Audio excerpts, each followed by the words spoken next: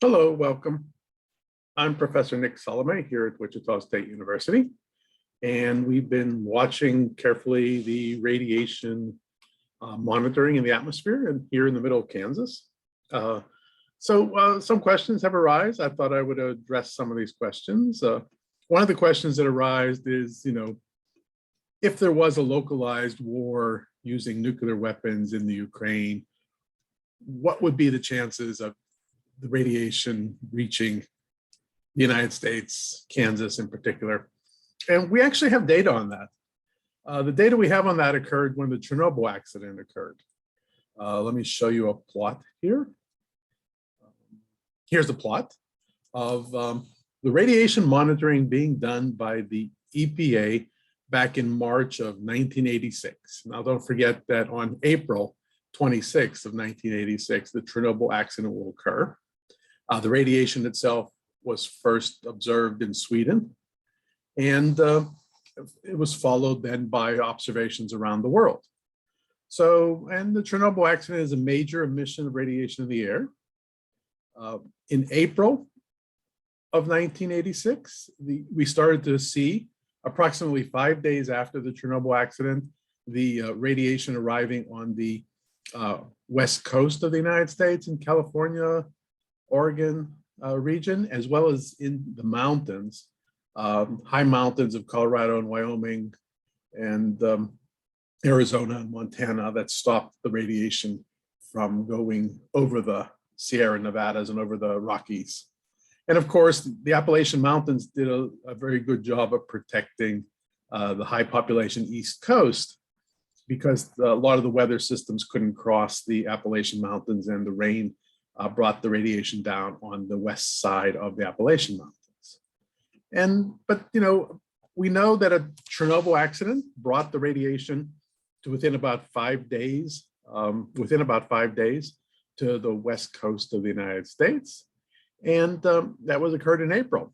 However, by May of 1986, the entire United States was over 4 times background radiation levels, saturating the detectors. Some localized spots are said to be up to 15 times normal background radiation. So this is a major event. It was just a Chernobyl accident of one nuclear core melting and exposing all of its gas. The entire United States is just blanketed with 4 times the radiation back in May of 1986. And then by June of 1986, most of the country starts to clear out.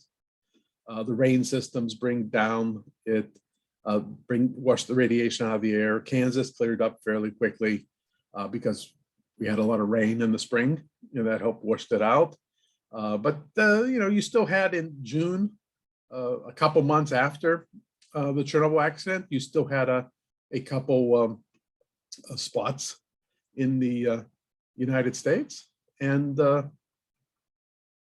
by July of 1986, most of that radiation was almost all gone and back to essentially normal levels, just like it was before the Chernobyl accident. So although this is a small event and nuclear war would be a very different event, if the nuclear war was used solely in Ukraine, the nuclear weapons, we would expect radiation in the United States. We certainly wouldn't expect it at this level. It would be 100 or 1,000 times. Don't forget that this level of radiation from Chernobyl did not require any special medication, didn't require any special suits, didn't demand that the United States ask its population to shelter indoors for 2 or 3 months. That could completely change in a nuclear event, like a nuclear war. Now, of course, there's several things that can be said about nuclear war in Ukraine, that you can't predict certain things. Nuclear winter, the idea that the entire Earth would turn to several years or decades of permanent winter, probably would occur if you had more than 50 fairly large-sized nuclear bombs explode in a short period of time in the atmosphere. Of course, what people are talking about that I've heard is that Russia is talking about tactical nuclear weapons. They would be much smaller. It's not certain they would use, how many they would use, if any. We're hoping they don't use any, of course, but the United States, it's a survivable event as long as it's not aimed at us. If it was just tactical nuclear weapons being used in Ukraine, it would be, much worse than the Chernobyl accident in radiation in the United States, but certainly survivable. And we could talk at another time about that. But for now, I will switch to my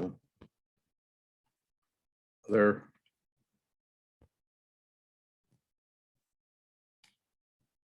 camera, and I will leave you here with today's radiation monitoring here in Wichita, Kansas.